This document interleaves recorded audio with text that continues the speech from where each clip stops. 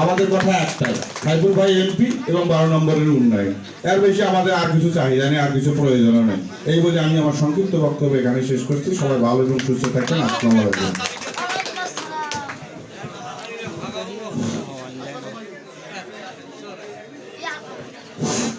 আসলে আপনাদের চারটি গুণ থাকতে হবে: ধৈর্য, সহ্য, সম্মান এবং স্নেহ। এটা না থাকলে একজন নেতা হওয়া যায় না, মানুষের সঙ্গে মানুষের কাছাকাছি যাওয়া যায় না। তা আজকে এখানে যারা নেতা আছেন, এই চারটে গুণ যেন তাদের থাকে এবং না থাকলে করে নেবেন। সম্মানিত উপস্থিতি, এবার আপনাদের সামনে বক্তব্য রাখবেন 12 নং মিঠিপুর ইউনিয়নের সাবেক সফল আবুল হাসান মন্ডল। আবুল হাসান মন্ডল। বিসমিল্লাহির রহমানির রহিম। বাংলাদেশ জাতীয়তাবাদী দল 12 নম্বর মিঠিপুর ইউনিয়ন শাখা কর্তৃক আয়োজিত 7 নম্বর ওয়ার্ড কর্মী সভার সম্মানিত সভাপতি, বর্তমান 12 নম্বর মিঠিপুর ইউনিয়নের আহ্বায়ক রাহান কবির মিয়া, প্রধান অতিথি হিসেবে উপস্থিত আছেন পীরগঞ্জ থানা বিএনপির যুগ্ম আহ্বায়ক খায়রুল বাবু সরকার, উপস্থিত আছেন 12 নম্বর মিঠিপুর ইউনিয়ন বিএনপির সদস্য সচিব মেহেদী হাসান, যুগ্ম আহ্বায়ক জাহিদুল ইসলাম, উপস্থিত আছেন পীরগঞ্জ থানা স্বেচ্ছাসেবক দলের রতন, আরও অনেক নেতৃবৃন্দ। আসলে সময় সংক্ষেপ বলা যাচ্ছে না, 15 মিনিটের মধ্যে আমরা সময় শেষ করব। মূলত কথা হচ্ছে, আমরা এখানে কমিটির কোনো ডিক্লার দেব না।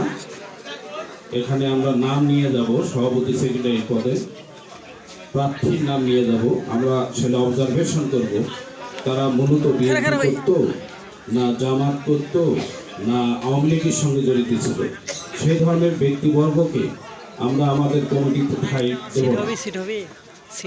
আর অনেকে সুবিধা নেওয়ার জন্য এখন কিন্তু যারা আওয়ামী লীগের সুবিধা নিয়েছিল সেই সময়, এখন কিন্তু বিএনপিতে ওই শুধুমাত্র কায়া পরিবর্তন করে এসে এখানেও একটা সুবিধা নেওয়ার কিন্তু পায়তারা করছে সেই সুবিধাভোগীরা। সতর্ক থাকবেন, আওয়ামী লীগের কোনো নেতৃবৃন্দ, কোনো নেতা আমাদের দলে সম্পৃক্ত আমরা করব না এবং মূল দায়িত্ব আমরা তাদেরকে রাখবো না।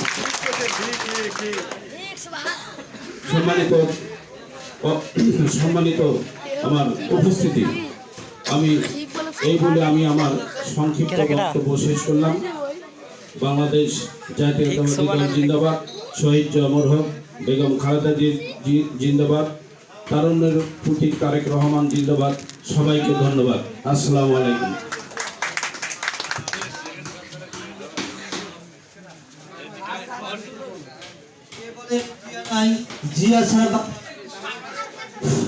সংগ্রামী সাথী, আপনাদের সামনে মূল্যবান বক্তব্য রাখবেন বাংলাদেশ জাতীয়তাবাদী দল বিএনপি পীরগঞ্জ উপজেলা শাখার সম্মানিত যুগ্ম আহ্বায়ক 12 নং মিঠিপুর ইউনিয়ন বিএনপি সাবেক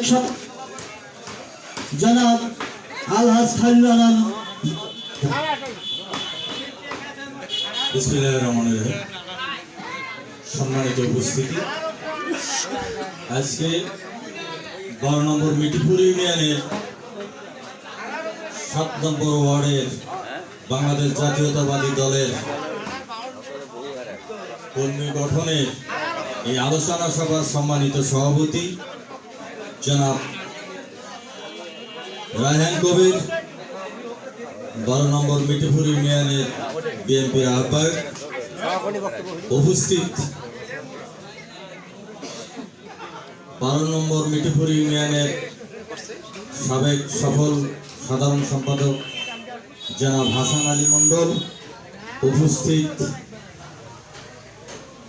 12 নম্বর মিঠিপুর ইউনিয়নের স্বেচ্ছাসেবক ইউনিয়নের সিনিয়র যুগ্ম আহ্বায়ক জনাব জাহিদুল ইসলাম, উপস্থিত 12 নম্বর মিঠিপুর ইউনিয়নের বিএনপির সদস্য সচিব মেহেদী হাসান, পীরগঞ্জ উপজেলা স্বেচ্ছাসেবক দলের সদস্য সচিব রতন, উপস্থিত পীরগঞ্জ উপজেলা শ্রমিক দলের আহ্বায়ক জনাব সাইফুল ইসলাম, উপস্থিত পীরগঞ্জ উপজেলার তাঁতি দলের আহ্বায়ক জনাব মিলন, উপস্থিত 12 নম্বর মিঠুপুর ইউনিয়নের রওশনপুরের 5 নম্বর ওয়ার্ডের সাবেক সভাপতি রফিকুল,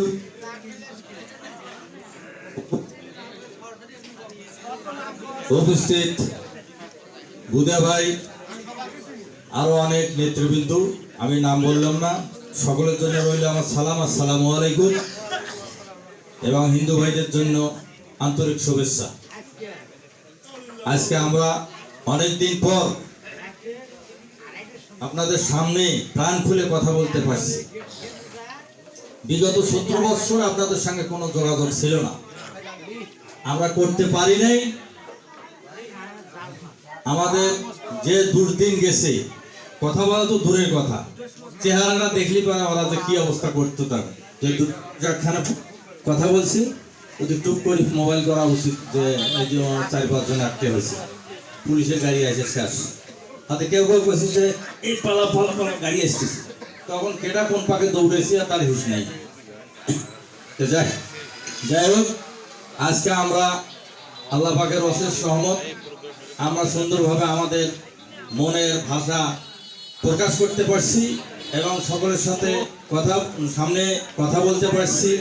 আপনারা সবাই একতাবদ্ধভাবে আমাদের সামনে আছেন, আমরাও আপনাদের সামনে আছি। এই যে মত বিনিময়ে কথা বলার সুযোগটা পেয়েছি, এর জন্য মহান আল্লাহর দরবারে লাখো লাখো শুকরিয়া। আজকে যাদের জন্য আমরা আজকে এই কথা বলতে পারছি, যারা আমাদেরকে কথা বলার সুযোগটা দিয়েছে, সেই বাংলা আমাদের 12 নম্বর পীরগঞ্জ উপজেলার আবু সাইদ সহ আরো সোহাগ সহ যারা মৃত্যুবরণ করেছে, এবং বাংলাদেশে প্রায় 1700 মতো ছেলে মেয়ে এই আন্দোলনে জীবন দিয়েছে। অনেক 3-4 হাজারের মতো নেতাকর্মী এখনো অসুস্থ অবস্থায় মেডিকেলে ভর্তি আছে। আমরা আজকে সকলের জন্য দোয়া করব, যারা মারা গেছেন, যারা শহীদ হয়েছেন, তাদের আত্মার মাগফিরাত কামনা করব। পাশাপাশি যারা অসুস্থ আছে তাদেরকে আল্লাহ যেন সুন্দরভাবে সুস্বাস্থ্য কামনা করি, তারা যেন ভালোভাবে সুস্থ হয়ে আসতে পারে। তো যাই হোক, আমি কথা বেশি বলবো না, নামাজের টাইম। আর একটা কথা, আজকে আমরা বিগত দিনে ভোটের অধিকার আমরা পাইনি, আমাদেরকে প্রয়োজন মনে করেন এই বিগত দিনের সরকারের। এই সরকার ছিল একটাই, যে আমাদের বাংলাদেশ জাতীয়তাবাদী দলের যে একটু অতিরিক্ত কথাবার্তা বলছে তাকে কিভাবে জেলে ঢুকান যায়, আর বেগম খালেদা জিয়া, তারেক রহমান এবং জিয়া পরিবারের সদস্যকে কিভাবে দমন পীড়ন করা যায়, সেই ব্যস্ততা ছিল। আজকে তারেক রহমানের নামে 45টা কেস, খালেদা জিয়ার নামে 70টা কেস, তারপরে এই যে স্বরাষ্ট্রমন্ত্রী লুৎফুজ্জামান বাবর, তার নামে কেস।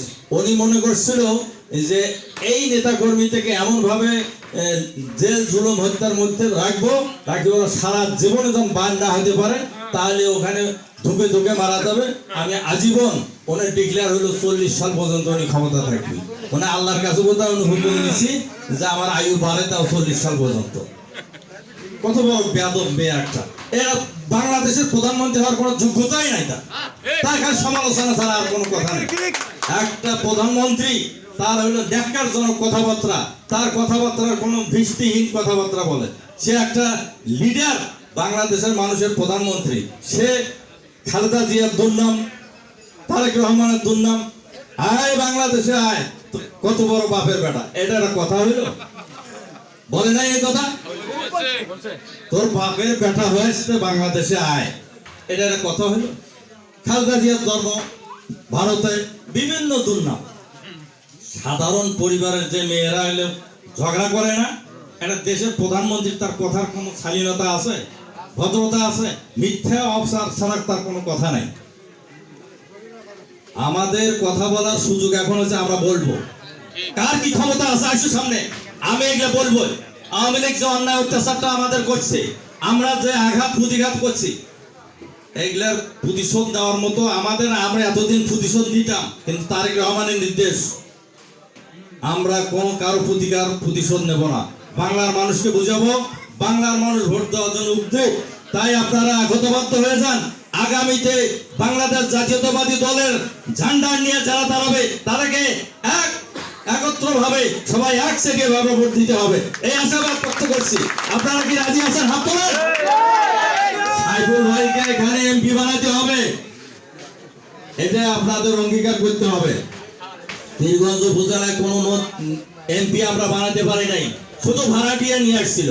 ভাড়াটিয়ার সাথে কোনো যোগাযোগ হচ্ছে কেউ করতে পারছেন? আমরা বলতেছি সাইফুল চেয়ারম্যান যদি এমপি হয়, এমপি হওয়ার পর মন্ত্রী হবে, মন্ত্রী তাদের সুবিধা সুবিধা, তারপরে ছেলে পেলেদের সমাধান সব হয়ে যাবে ইনশাআল্লাহ। আপনারা, আমি কথা দিচ্ছি, আপনারা যদি সাইফুল ভাই যদি এমপি হয়, এমপি হওয়া মন্ত্রী হলে আমাদের 12 নম্বরে বিশেষ করে কোনো সমস্যা থাকবে না। রাস্তাঘাট, স্কুল, কলেজ, মাদ্রাসা, তারপরে ছেলে পেলেদের চাকরি সব হয়ে যাবে ইনশাআল্লাহ, সব হবে। আর একটা কথা বলতেছি আমি, নামাজ যেহেতু সামনে, আর নামাজের টাইম একটু বাড়িয়ে নেওয়া হয়েছে। আমাদের যেদিন তারেক রহমানের কেসের আজকে একটা মুক্তি পেয়েছে, ইনশাআল্লাহ আল্লাহর কাছে লাখো শুকরিয়া। উনি আর বোধহয় 2-1টা মামলা আছে, উনি যদি ফয়সালা হয়ে যায়, ফয়সালা হলে যেদিন বাংলাদেশে আসবে সেদিন আমরা আনন্দ মিছিল দেব। আপনারা সবাই থাকবেন, মিষ্টি বিতরণ হবে, মিষ্টি বিতরণ করব, আনন্দ মিছিল হবে।